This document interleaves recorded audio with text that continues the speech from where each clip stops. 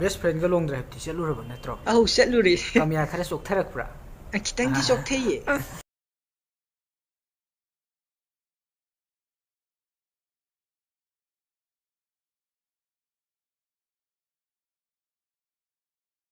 se sinigo thar se si thori ba kamu ching se best friend metre nga tani samu ma thibe daga ta de tari samu man bi jira man bi ani bi wang bi lon mak adum ko chan ba gari ni si si bu tong ge ta ga best friend nga tani